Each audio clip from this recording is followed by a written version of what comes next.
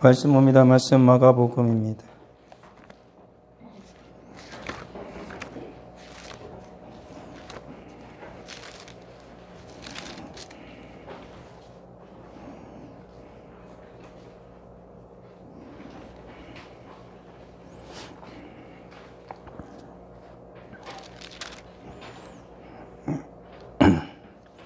마가복음 9장 1절 말씀 같이 읽겠습니다. 또 그들에게 이르시되 내가 진실로 너희에게 이르노니 여기 서 있는 사람 중에는 죽기 전에 하나님의 나라가 권능으로 임하는 것을 볼 자들도 있느니라 하시니라. 아멘. 오늘 이 말씀은 주님께서 그 베드로의 고백 이후에 예수님께서 영광스러운 모습으로 변화될 것을 두고 하신 말씀입니다. 그러니까는 베드로와 야고보와 요한이 예수님께서 변화산으로 올라가실 때 같이 갔고, 그리고 예수님께서 변화되어지는 그 모습을 보았죠. 그러니까 예수님을 따르는 자들은 수많은 사람들이 있었습니다. 그리고 그 중에 특별히 선택한 12명의 제자가 있었고요. 그런데 그 12명의 제자 가운데서도 예수님께서 놀랍게 변화되어지는 모습을 본 제자는 3명이었다라는 것입니다. 그리고 그것은 예수님께서 말씀하신 것처럼 죽으시고 부활하실 그때까지 비밀에 붙여두라고 주님은 또한 말씀하고 계셨죠. 그리고 제자들도 베드로를 비롯한 요한과 야고보도 예수님께서 신비롭게 변화되어진 그 모든 것에 대해서 굉장히 놀라워할 뿐 그것의 진정한 의미를 알지를 못했던 것이지요. 이후에 이 예수님께서 변화되어진 이 모습은 무엇이냐면 이후에 예수님께서 죽으시고 다시 부활하셔서 승천하실 때 그 영광스러운 모습으로 다시 이 땅 가운데에 재림하실 그 모습에 대한 약속이죠. 그리고 어떤 이들은 이 예수 그리스도께서 영광스러운 모습으로 변화된 이것은 성령이 제자들에게 그 백심의 성도들에게 임할 사건에 대한 예표이기도 하다라고 말하는 이들도 있습니다. 여하튼지 간에 중요한 건 뭐냐면 예수님께서 이러한 영광스러운 모습으로 변화되어져서 제자들에게 보여주신 이 사건은 이후에 모든 하나님의 사랑하는 백성들에게 예수님께서 이와 같이 영광스러운 모습으로 그들에게 나타나실 것이고, 그리고 하나님의 나라가 주님을 믿는 모든 자들 가운데 친히 임하실 것에 대해서 예수님께서 말씀하여 주신 것입니다. 그러니까 오늘을 살아가는 우리 사는 모든 성도들도 우리 인생 가운데에 찾아오시는 예수 그리스도, 그리고 우리가 인생을 온전히 주장하시는 하나님의 영광 가운데 하나님의 나라가 임하기를 늘 소망하며 살아가야 할 것입니다. 예수님께서는 2000년 전에 이 땅 가운데 이 육신의 몸을 입고 찾아오셨습니다. 그러니까는 이스라엘 백성들이 그토록 바라고 소망하던 메시아가 온 거지요. 물론 예수께서 오셨을 때에 그 예수 그리스도께서 메시아인 것, 그리스도인 것을 아는 이들은 극소수였습니다. 그 외 많은 사람들이 예수님의 고침을 받으면서도 예수 그리스도가 진정 그들의 메시아인지는 온전히 알지 못하였죠. 그와 같은 이유는 뭐냐면 인간의 지성의 한계이죠.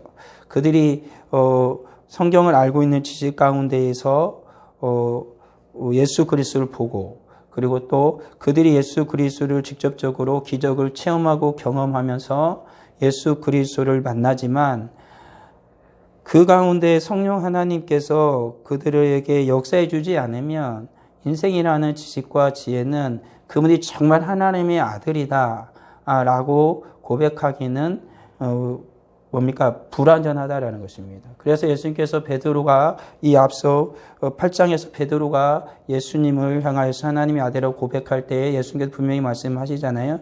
이것을 알게 하니는 혈육이 아니라 하나님이시다라고 분명하게 말씀해 주신 것입니다. 그러니까 예수 그리스도에 대해서 이 땅에 오신 예수 그리스도를 나의 주요 나의 하나님으로 분명히 인식하고 고백할 수 있는 그러한 은혜는 인간 스스로에서 임하는 것이 아니라 하나님께서 그에게 은혜를 베풀어 주셔야만 가능하다라는 것입니다. 그렇다면 이 땅을 살아가는 성도들의 삶 가운데에도 여전히 누구의 은혜가? 하나님의 은혜가, 예수 그리스도의 은혜가 있어야만 성도가 온전히 주님 안에서 살아갈 수 있는 존재가 되어지는 것이죠. 그러니까 예수 그리스도 우리는 다 믿습니다. 나의 주 나의 하나님을 고백을 했습니다. 그렇다면 이 땅 가운데 살아가는 성도들에게 계속해서 요구되어지는 것은 뭐냐면 우리 삶 속에서 예수 그리스도께서 계속해서 관여하셔야 되는 것이고 우리 삶 가운데서 예수 그리스도의 인도함을 반드시 받아야만 한다는 것입니다. 예수 믿는 자들에게 가장 불행한 건 뭐냐면 성령의 인도함을 받지 못하는 것입니다. 이 말은 뭐냐면 인도하지 않는다는 게 아니라 인도하심에도 불구하고 성령의 인도하심을 느끼지 못하거나 성령의 인도하심에도 불구하고 성령의 인도하심을 거부하거나 주님께서 우리에게 말씀하심에도 불구하고 말씀을 안 듣거나 말씀을 깨닫지 못하게 되어지는 그 모든 일련의 행위들이 성도들을 굉장히 불행하게 하는 것이죠. 그리고 때로는 그 성도들로 하여금 굉장히 큰 위기 가운데 빠져들게 하기도 한다라는 사실입니다. 그러니까 오늘 살아가는 성도들에게 진정으로 필요한 건 뭐냐면 예수 그리스도의 인도하심을 반드시 받아야만 한다라는 것이죠. 예수 그리스도와 반드시 동행을 해야 한다라는 것입니다. 나의 삶 가운데 우리 삶 가운데 찾아오시는 그 하나님을 우리는 만나야 한다라는 것입니다. 우리가 같이 예배를 드리고 있잖아요. 우리가 예배를 드리는 이 행위 가운데 가장 중요한 건 뭡니까? 우리가 예배를 드리는 이 행위도 굉장히 중요합니다. 그렇지만 더 중요한 건 뭡니까? 이 예배 가운데 찾아오시는 하나님을 만나야 되는 것이지요. 내가 어떤 사람과 약속을 했어요. 그 사람을 만나러 가요. 그 사람을 만나러 가는 그 행위는 굉장히 중요하죠. 만나러 가. 근데 만나러 갔는데 그 사람을 못 만났어. 그러면 내가 한 행위는 뭐죠? 굉장히 의미 있는 행위일지 모르지만 사람을 못 만났잖아요. 그러면은 그 한 행동에 대한 대가나 어떠한 목적을 달성하는 일에 철저하게 실패하게 된 것이잖아요. 그러니까 오늘 살아가는 성도들에게 중요한 건 바로 그거예요. 우리가 예배 가운데 나왔다면 우리의 목적은 분명한 거 아닙니까? 하나님 만나는 거. 하나님 영광 가운데 인자하신 하나님을 만나는 거. 그것이 우리의 목적이잖아요. 그런데 그 하나님을 만나지 못한다라면 우리는 어떻게 해요? 정말로 슬퍼할 수밖에 없는 거잖아요. 그러잖아요. 근데 하나님을 예배하는 자들을 반드시 만나주신다라고 약속하셨고, 그리고 영과 진리로 예배하는 자 하나님 또한 찾으신다라고까지 말씀하셨어요. 그러니까 하나님께서는 반드시 예배하는 자들 가운데 찾아오시는 거죠. 그리고 그들을 만나주시는 거예요. 그러니까 우리도 그 하나님을 만나야만 하는 것입니다. 이와 같이 우리들의 개인적인 삶 가운데 곳곳에서는 우리 하나님은 우리의 삶 가운데 찾아오시는 것이고 우리 하나님 우리를 찾아오셔서 만나주시기를 반드시 원하신다라는 사실입니다. 우리 하나님은 어떤 하나님이십니까? 오늘과 같이 고통당하는 우리들에게 찾아오시는 하나님이죠. 우리가 하나님을 간절히 찾는 때 중에 하나가 언제냐면 우리가 힘든 때예요. 고통을 당하는 때예요. 그리고 오늘날과 같이 이러한 극심한 고난이 총체적으로 임할 때는 많은 이들이 하나님을 찾죠. 그렇지만 이런 것들이 너무나 오랫동안 지속되어지면은 우리도 모르는 사이에 이러한 삶 속에서 이러한 생활에 우리들이 그대로 젖어들게 되어지면은 하나님을 찾는 일에 소홀히 할 수가 있어요. 우리들도 맨 처음 이 코로나19가 막 닥칠 때 고민 많이 하고 어떻게 해야 하고 그러면서 어떻게 예배 드려야 하나 하고 여러 가지 우리는 생각을 했어요. 고민을 했어요. 괴로워했어요. 그렇지만 이것이 6개월이 넘어가요. 그리고 이제 6개월이 넘어 1년이 가면 우리도 모르는 사이에 이 고난이 때로는 익숙해질 수도 있어요. 늘 항상 같으니까. 마치 이런 거죠. 우리들이 저 북한에서 살아가는 사람들을 보면 얼마나 불쌍해요. 그렇잖아요? 근데 막상 그 속에서 살아가는 사람들은 잘 몰라요. 그런 것이죠. 우리나라에서 그러지 않겠습니까? 저 강남에서 정말 부자로 사는 사람들이 쫄딱 망해가지고 맨 처음 우리와 같은 삶 속으로 뚝 떨어지면은 못 살겠죠. 그렇게 좋은 그냥 큰 아파트에서 그렇게 호화스러운 삶을 누리던 돈을 물 쓰듯이 살던 사람이 쫄딱 망해가지고 정말로 우리와 같은 일반적인 삶을 살아간다고 해요. 그러면 그 사람들은 맨 처음에 견디지 못할 거예요. 어떻게 이런 삶을 살아갈까? 우리 집은 가난해서 가정부에게 줄 돈이 없어요 라고 말하면서 살아가는 그런 농담거리처럼 살아가는 사람들이 자기 손으로 물 묻혀가고 빨래해야 되고 직장이 없어가지고 직장 찾으려고 막 이런저런 신문들을 뒤적거리고 구직 신문을 뒤적거리고 그런 삶을 살아간다면 맨 처음에는 정말 못 살 거예요. 그렇지만 그게 1년이 가고 2년이 가고 3년이 가고 긴 시간이 지나면은 예전에 살아갔던 삶이 동정이 될지 모르지만 거기에 익숙해져요. 그렇게 살아간다고요. 그런 거죠. 인생이란 건 쉽게 그렇게 젖어들 수 있어요. 우리가 오늘날에 당하는 이 고난이 어떻게 보게 되어지면은 우리 삶에 젖어들어 버리면 우리가 당하는 육체적인 고난, 그리고 우리가 삶의 고난은 이와 같이 거기에 익숙해져야 돼요, 사실은. 그래야 우리가 살 수 있으니까. 끝까지 버텨낼 수는 없으니까요. 그렇지만 우리의 영적인 삶은 달라요. 영적인 전유의 삶은 달라요. 이런 삶 속에서 우리가 더욱더 치열하게 싸워야 되는 것이고 버텨낼 부분에 끝까지 버텨내야 돼요. 그러지 못하고 같이 동화되어 버리면 우리의 믿음과 신앙이 어떤 것인지를 잊어버리는 거죠. 하나님께서 우리에게 주신 믿음과 신앙은 말씀드렸지만 절대적이에요. 그건 상대적인 게 아니라고요. 시대와 상황이 변하니까 하나님의 사랑이 상대적으로 변하더라 이런 거 아니에요. 하나님의 사랑은 상대적이에요. 상대적이 아니라 절대적이에요. 우리에게 주님이 주신 믿음도 절대적이에요. 상대적인 믿음이 아니라. 그렇기 때문에 우리는 모든 환경과 상황이 변해도 하나님 앞에서 우리가 살아가야 할 그 절대적인 믿음 속에서 우리의 신앙의 생활을 하며 살아가는 자들이 되어줘야 한다고요. 그런데 인간이라는 존재는 굉장히 유연한 존재이기 때문에 앞서 말한 것처럼 그렇게 동화되려고 그래요. 그래야 사니까. 근데 자칫 잘못하면 우리의 신앙까지도 거기에 동화시키려고 그래요. 그러다 보면 어떤 상황이 발생되겠어요? 수많은 인생들이 자기도 모르는 사이에 자기 신앙을 배반하는 경우가 생겨요.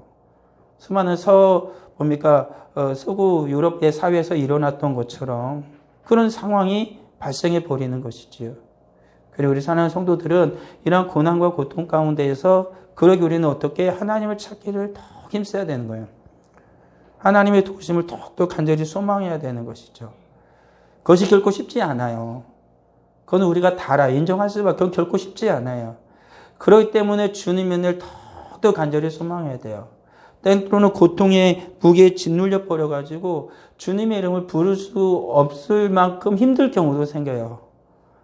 하나님을 생각할 수 없을 만큼 이 지금 내 처한 상황 속에 온통 집중하고 머리가 깨질 만큼 힘들고 아플 수도 있어요.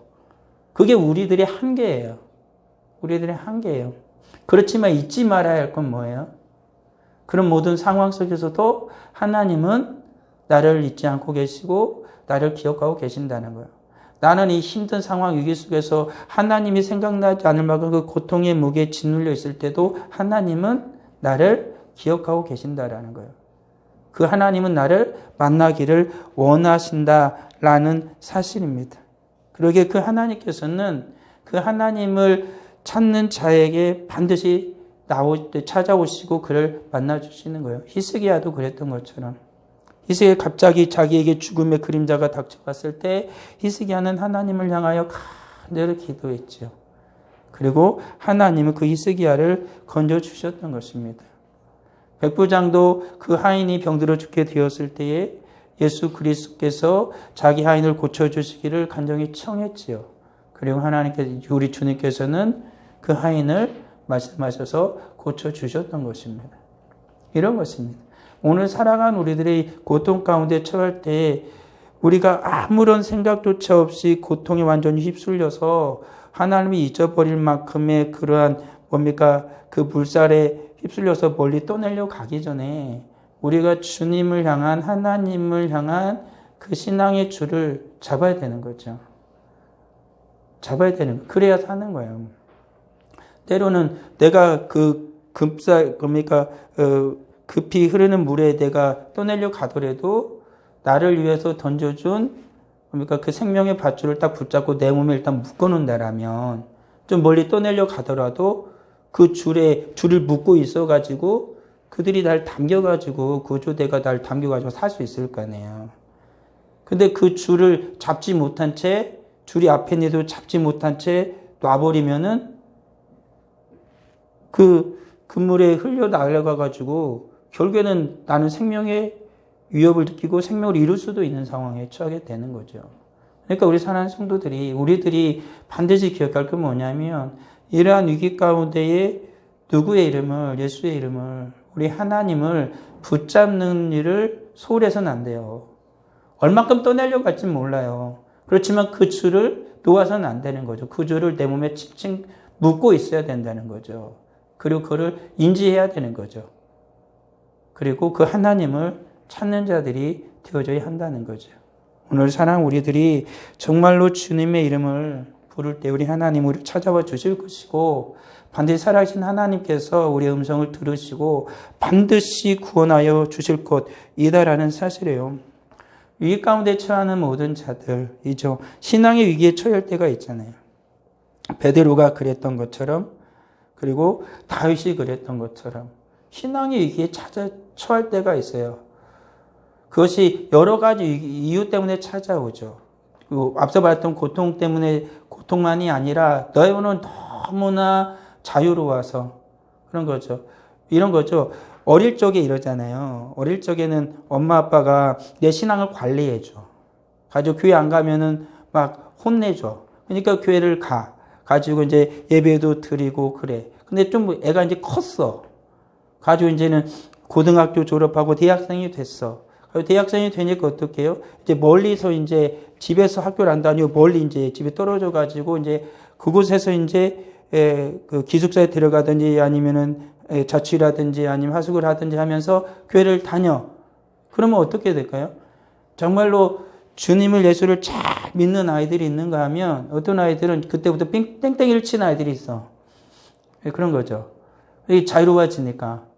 누가 나를 관리 안 해줘. 엄마 아빠가 전화해. 갔어? 그러면은 가야 돼. 그러면 그러고 딴 데 가. 그리고 이제 여러 가지 변명도 할 수도 있겠죠. 그런 거죠. 때로는 내가 너무나 힘들 때는 주님을 잘 믿지만 너무나 많은 것이 풍요로워져도 때로는 너무 그것에 너무 심취해서 하나님을 멀리할 수도 있어요. 신앙의 위기는 여러 부분에서 찾아와요. 이것이 넘어가면은 없어지겠지? 아니요. 신앙의 위기는 곳곳에 도사리고 있어요.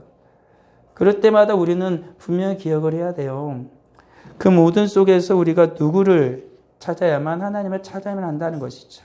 그리고 하나님께서는 사랑이 늘 넘쳐나셔서 우리들이 그런 신앙의 위기 가운데 영적 침체 위기 가운데 있을 때에 하나님께서 우리를 찾아오시는 일이 너무나 많아요. 그래서 찾아오셔서 우리를 위로해 주시는 것이죠. 우리를 꾸짖어 주시고 그리고 우리를 만나 주시고 우리를 다시 회복시켜 주시는 그 하나님을 경험하게 되어져요. 다윗이 그렇게 딴 길로 나갈 때 어떻게 해요? 하나님께서 나단 선지자를 보내가지고 꾸짖잖아요. 정신 차려라 라고 말씀하시잖아요. 베드로가 뭡니까? 주님 제자들 다 이끌고 이제 고기 잡으러 갔을 때 예수님이 직접 찾아오시잖아요. 가지고 베드로를 다시 회복시켜 주시잖아요. 우리 하나님께서는 신앙의 위기가 있을 때 찾아오세요. 그리고 우리에게 말씀하세요. 그러니까 우리들이 늘 잊지 말아야 할 게 뭐예요? 이러한 위기 속에서 하나님이 날 찾아오실 때 그 하나님 음성을 들어야죠.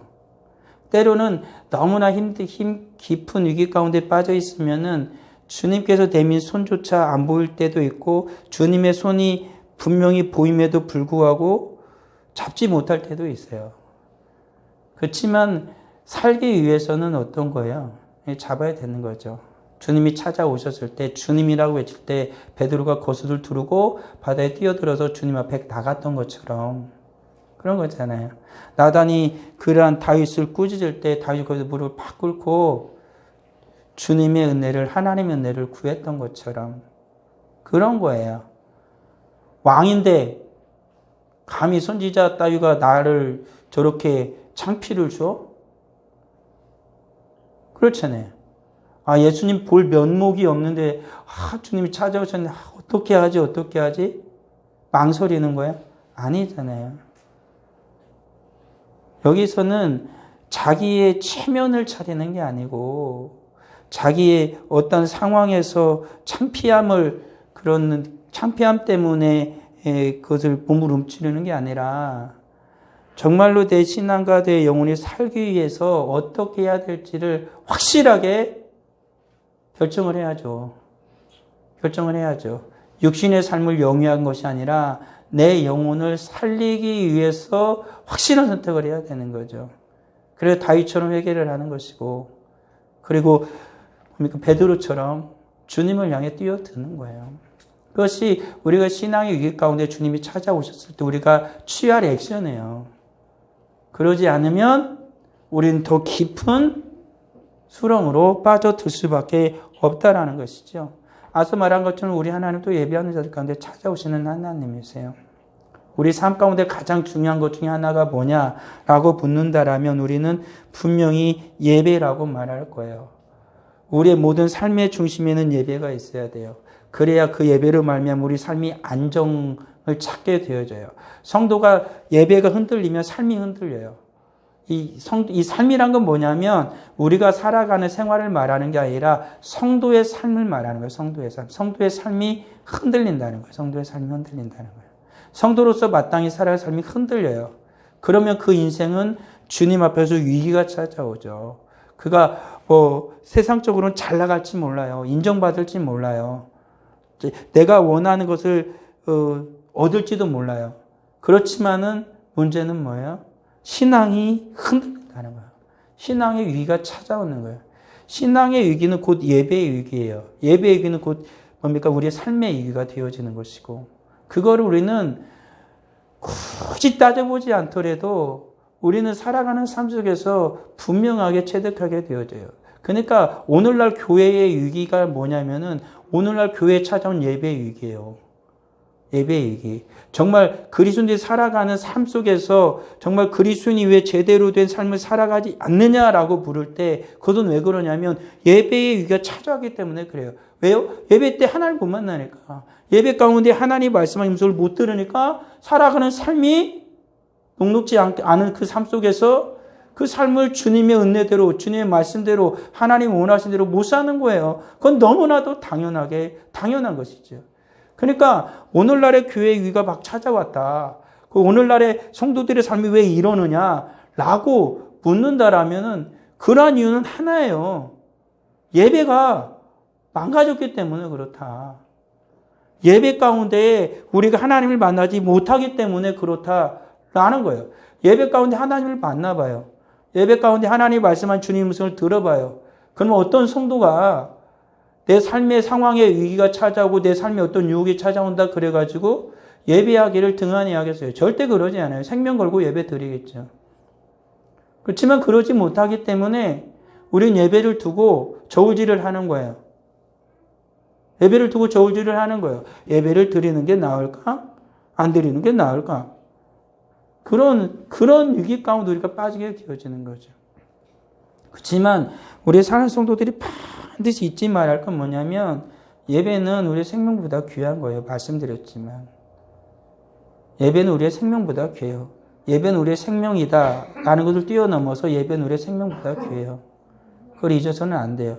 이 예배를 드릴 수 있는 자는 누구예요? 예수의 생명을 가진 자만이 예배를 드릴 수 있어요. 나의 생명과 예수의 생명은 그 가치를 따질 수가 없는 거예요. 근데 내 영혼이 지옥의 형벌을 받을 이 인생을 주님께서 사랑하셔서 구원하셔가지고 예수 생명을 내게 허락하여 주신 거예요. 그러니까 이러한 자들이 예배를 드려요. 그러니까 이 예배는 뭐예요? 나의 생명보다 귀한 거죠. 그러니까 우리들이 그러한 모습으로 주님 앞에 살아가는 자들이 되어져야 돼요. 우리 하나님은요, 예배 가운데 반드시 우리를 만나주세요. 그래서 저도 오늘 잠깐 기도하면서 그렇게 기도했어요. 내가 예배 가운데 하나님을 만나야 되는데. 하나님 예배 가운데 저를 만나주세요. 내가 지금 살아가는 삶이 때론 힘들고 어려운데 예수님께서 예배 가운데 저를 만나주셔야 그 모든 살아가는 삶이 모든 것들이 질서가 잡혀지고 내가 평안하고 그리고 내가 지금 맞이하고 있는 이런저런 부분에서의 영적 침체를 다시 회복하고 주님이 원하시는 온전한 기쁨의 삶을 내가 그토록 바라는 하나님의 거룩한 백성의 삶을 살아갈 수가 있습니다라고 고백을 해요. 저는 여전히 그것은 변하지 않아요. 이 예배 가운데 하나님을 내가 만나지 못하면 내 삶은, 내 인생은, 지금 어렵고 힘들어지는 여러 부분들의 인생은 결코 온전해질 수 없다. 더 힘들어지고 더 어려워질 수밖에 없다. 라는 것은 저는 반드시 믿어요. 오늘날의 우리 교회도 그래요. 우리 성도들의 예배가, 우리들의 예배가 회복되지 못한다라면 우리들이 닥치고 있는 위기나 어려움은 결코 우리들이 돌파하고 나갈 수 없다. 우리의 예배가 회복되어야만, 우리가 때로는 뭡니까? 지금 우리 유초등부, 중고등부 예배 못 드리고 우리가 2단계로 있을 때는 우리가 낮 예배 한 번밖에 드리지 못하였지만, 때로는 새벽 예배도 드리지 못하였지만, 우리 중요한 건 뭐냐면 그 드리는 예배 가운데 우리가 반드시 하나님을 만나야만, 나를 찾아오신 하나님을 만나야만 우리의 모든 것은 새로워질 수 있고 변화되어지고 주님의 은혜 가운데에 우리들이 살아갈 수 있다라는 사실이지요. 그런 것입니다. 그리고 우리는 순종하는 자에게 하나님은 또 찾아오시죠. 이 순종이라는 건 뭐냐면 하나님의 말씀에 순종한다라는 거예요. 하나님의 말씀에. 우리가 예배 가운데 하나님을 만나요. 그리고 그 하나님의 말씀을 해주세요. 그러면 우리는 주님의 말씀 가운데 어떻게 순종하며 나가는 것이죠. 물론 우리는 예배에 나온 이들도 주님의 말씀에 순종한 거예요. 그러니까 성도의 삶이란 건 순종으로 시작해서 순종으로 맞춰지는 거죠. 마지막 한순간까지 그렇게 되어지는 거예요. 아브라함이 주님께서 말씀하셨을 때 순종했던 것처럼, 나아만이 뭡니까? 엘리사가 말했을 때 주님의 말씀을 듣고 순종했던 것처럼, 그리고 예수님께서 뭡니까? 두 눈을 뜨지 못하는 자에게 실로암 못에 가서 씻으라고 말씀하셨을 때 순종했던 것처럼, 그랬을 때 그들은 모두 다 주님의 말씀에 순종했을 때 은혜를 받게 되어졌고 그들은 고침을 받게 되어지는 거예요. 그들의 문제가 해결되어지는 것이죠. 그러니까 우리들이 주의 말씀을 들었을 때 우리들이 해야 하는 것은 뭐냐면, 우리가 해야 되는 건 뭐냐면 그 말씀에 순종하는 거예요. 믿음으로 순종하는 거예요. 근데 이게 결코 쉽지 않아요. 하면 되지? 이게 하면 되지가, 근데 신앙에서는 안 돼. 말씀 읽으라면 읽으면 되지? 이게 안 돼. 이 거룩한 습관이라는 것은요, 그냥 생겨나는 게 아니에요. 우리들이 내가 살아가는 삶 속에서도 이것이 내 습관이 되려면 그게 쉬워요?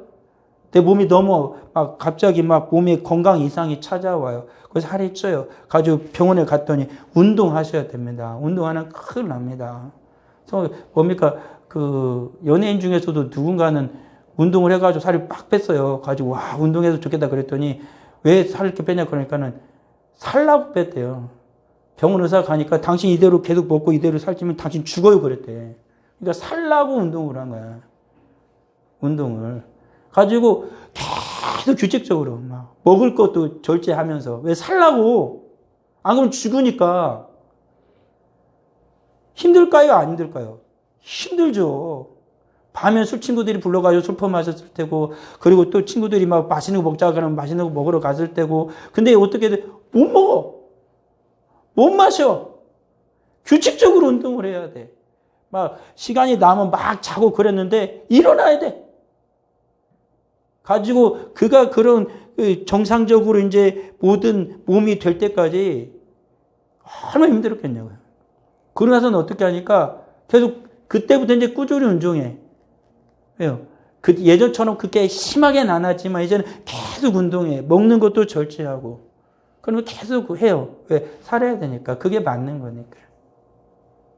우리의 신앙이라는 거 그거잖아요. 주의 말씀을 듣고 우리가 순종하고 믿음으로 순종하기를 원하지만 바로 되느냐? 결코 그렇게 되지 않아요. 내가 지금까지 살아온 게 있는데, 지금까지 내가 생각한 게 있는데, 지금까지 내가 맺은 관계가 있는데 어떻게 내가 생각한다고 갑자기 그렇게 되겠어요? 결국 그렇게 되지 못해요. 그러니까 주님 앞에서 믿음으로 순종한다라는 것은 때로는 뼈를 깎는 고통이 있을 수도 있다라는 거죠. 그 뼈를 깎는 고통이 있는 것이고요. 우리 사랑하는 성도들 다시 한번 잘 생각을 해보세요. 성도가 가장 기본이 되어야 할 게 뭘까? 그럼 목사나 성도나 누구나 할 것 없이 가장 기본이 될 게 뭘까? 말씀과 기도. 이건 왜 그러냐면은 우리 주님께서 우리에게 은혜를 주시는 은혜의 방편이에요. 말씀과 기도와 성찬. 말씀과 기도 없이 하나님의 은혜를 받겠다. 말씀과 기도 없이 주님의 은혜의 삶을 살아가겠다. 내가 무엇에 순종해야 돼요? 믿음으로 순종을 해야겠어. 말씀과 기도 없이 어떻게 믿음으로 순종의 삶을 살아가겠어요? 그러니까 우리가 믿음의 순종의 삶을 살아가기 위해서는 반드시 말씀과 기도가 선행되어야 돼요. 근데 이 말씀과 기도의 삶조차 생활조차 순종하며 살아가는 게 결코 쉽지 않다라는 거죠. 그렇잖아요.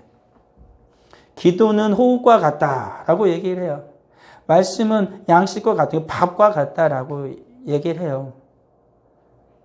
근데 우리 육신은 숨만 쉬면은 1분도 2분도 못해 몇 분 못해도 죽고 밥은 안 먹으면 며칠 안 먹으면 죽어요.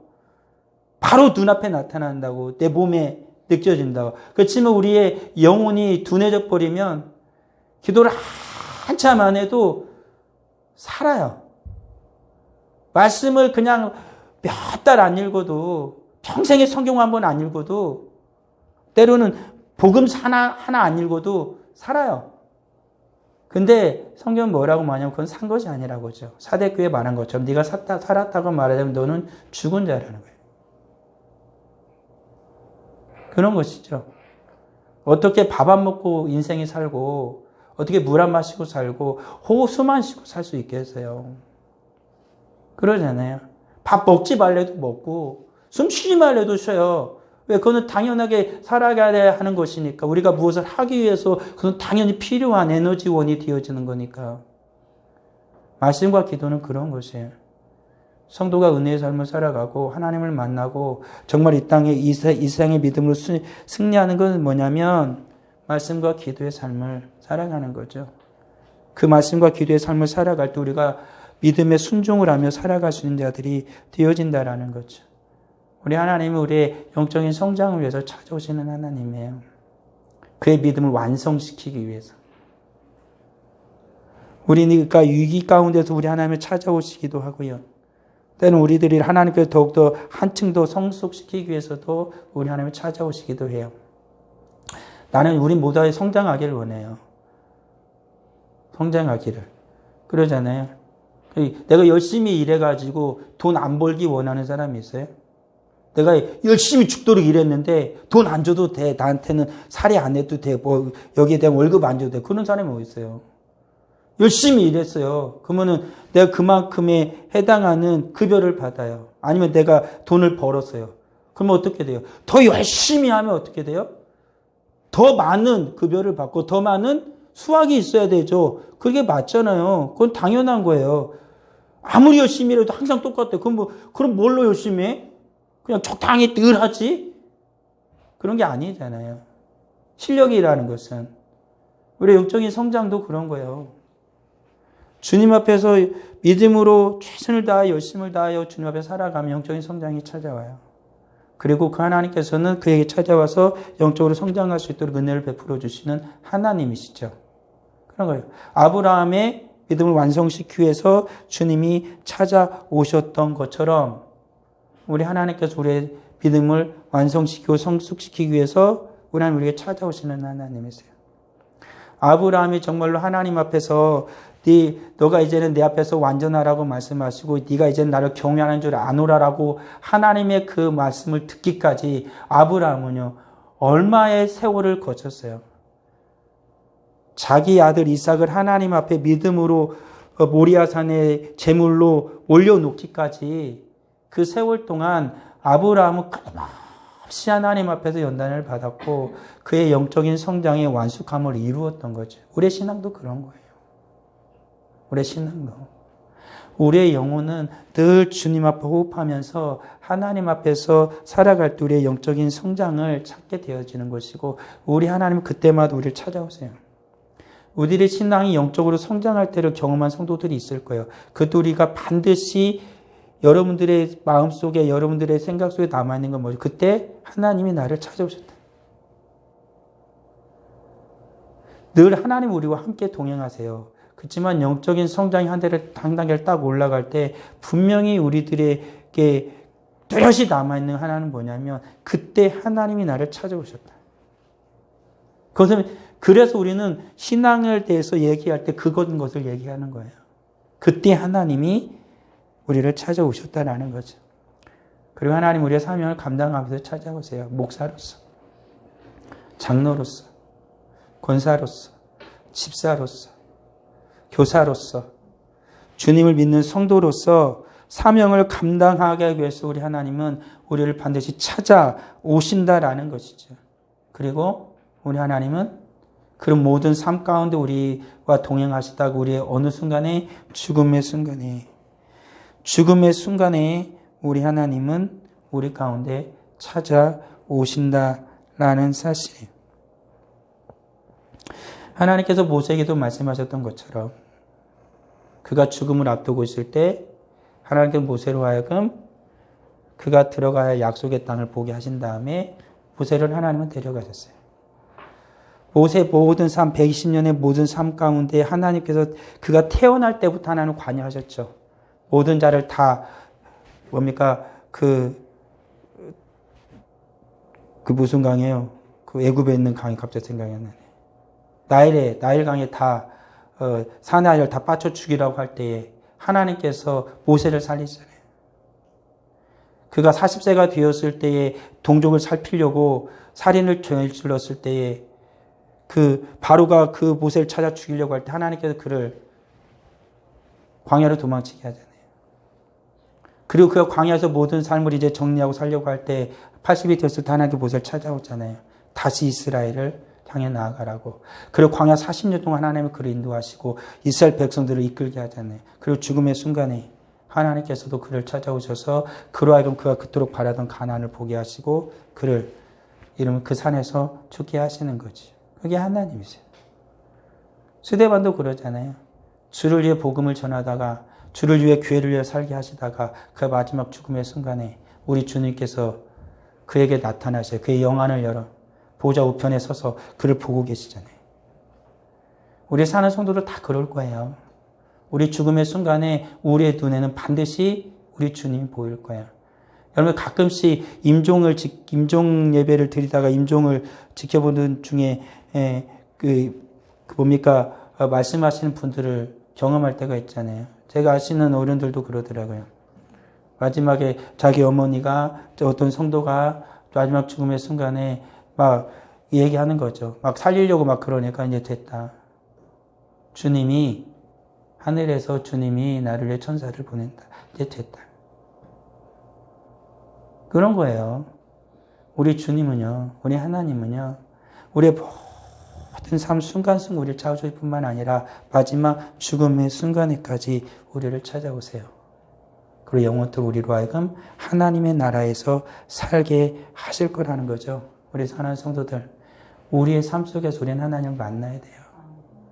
그게 우리의 특권이고요. 우리의 의무이기도 하다라는 거죠. 그래야 우리가 살아요. 모든 삶 속에서 하나님을 만나면 우리는 살아요. 반드시 살아요. 그거를 잊어서는 안 돼요. 힘드세요? 어려우신가요? 괴로우신가요? 하나님을 만나야 돼요. 그 삶 속에서 하나님을 만나야 돼요. 그러면 그 모든 것은 온전히 해결되는 것입니다. 기도하겠습니다. 아버지 하나님 은혜를 감사합니다. 우리 삶 가운데 찾아오시는 주님, 그 주님을 만나기를 원합니다. 우리의 믿음이 부족할 수도 있고요. 우리가 주님 옆에 살아가는 삶이 미약할 수도 있습니다. 때로는 의심할 수도 있습니다.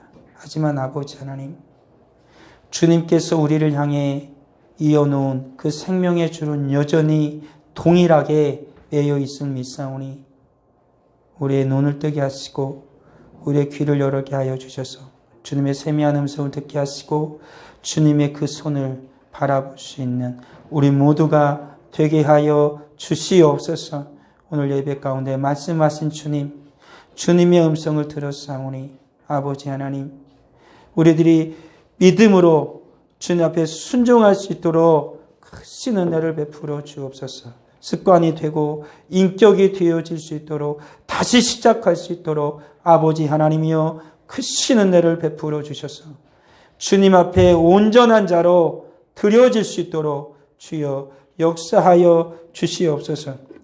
하나님 앞에 귀한 예물을 드립니다. 11조의 예물을 드립니다. 감사의 예물을 드립니다. 정한 금을 드립니다.